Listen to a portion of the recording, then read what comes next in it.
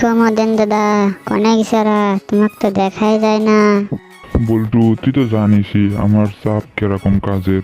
DC ওসপি সবাই ডাকে, মিটিংয়ে আমি সবসময় ব্যস্ত থাকি রে বল্টু, তোর সাথে কথা কওয়ার আমার কোনো সময়ই নেই।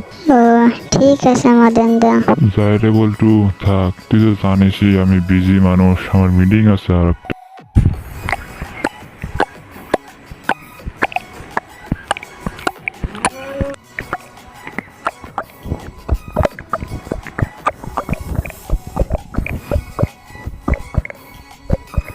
মদন খারা, তুই কেঙ্কা আসো?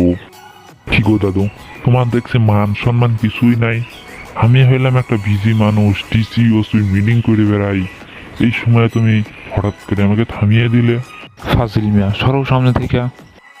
আমি বুড়ো বলে তুই আমার দাম দিস তো না মদন, কাজটা কিন্তু ঠিক করলি না। এ দাদু, তুমি সামনে থেকে সরে যাও সে দেখি।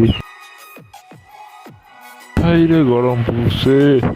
এই গরমে কি ডিসি ওসপির সাথে মিটিং টিটিং করা যায়? মদন ভাই, আমি চাকরিটা হইব তো? কি করতে হবে?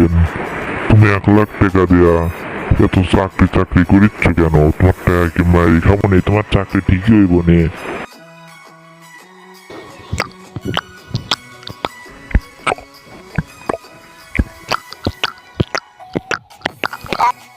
দাদা মদন, তোর আজকে এত দেরি হইল কেন? আমার তুমি জানোই তো আমি কত বড় একখান মানুষ। ডিসি ওসপি সবসময় মিটিং করে, ওদের মিটিংয়ে আমাকে না গেলে ওদের মিটিংই হয় না। এই কারণে আমি সবসময় বিজি থাকি। আমি এলাকার নেতা, তুমি জানোই তো।